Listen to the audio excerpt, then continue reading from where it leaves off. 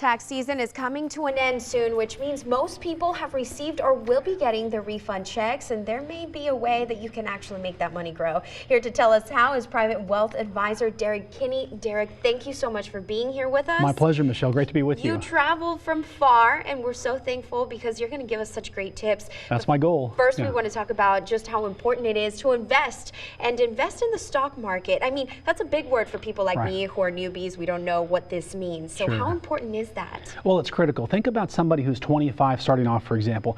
This is a great way to put money in, have it grow, and over the time, build up wealth for retirement, your kids' education, all the goals that you want. So if you earn a paycheck, it's a great way to do it out of sight, out of mind. Have the money invested for you and have it grow over time can be a great strategy. Very good. And you know, there's so many opportunities out there. How do you know where to begin? Well, 3 steps I would talk about. First of all, you want to have your why. And the why is, why should you invest? What's important? Is it for retirement? Is it to send your kid to a great college? So if you have a burning desire of why you want to do it, you're much more motivated to be able to save. Second of all, you want to set up a goal of how much do you want to save. Let's say it's $10,000, $20,000. If you know the dollar amount, it's easier to save for it. And third, set and forget. This is the easiest strategy of all. If you've got a 401k or retirement account, set it up once and you never have to decide again whether to go out with friends or save for retirement. It happens automatically. Then you never see it, which is better because you hopefully won't touch it. Exactly. Now, of course, all of us, some of us have a budget. And based on your budget, how should you assess how much you should invest? Well, the key is when many people get their first job out of college, for example, they tend to spend exactly what they make. The problem is they tend to then spend more than what they make pretty quickly. I encourage people to set aside and spend about 20% less than what they're actually making. That way there's always a cushion.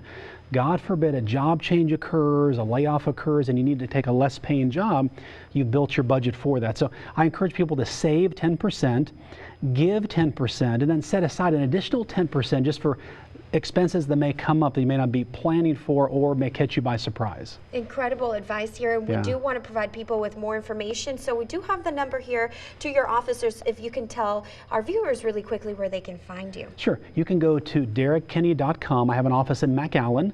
We're happy to visit with people, and the key is to get started. Once you get started, then maintain it, and you're likely to achieve financial success. And before we leave, Mr. Kinney, of course, is it ever too late to start investing? Never too late. You may feel like it is, but I call it a sweet spot. Let's say somebody's retired or close to it. They've got their house paid off, their kids out of college. Now there's money left over that if they manage it well, I call it retirement redemption, they can catch back up. Awesome stuff. Thank you so much for joining us today. My pleasure, An Michelle. absolute pleasure. Thank you.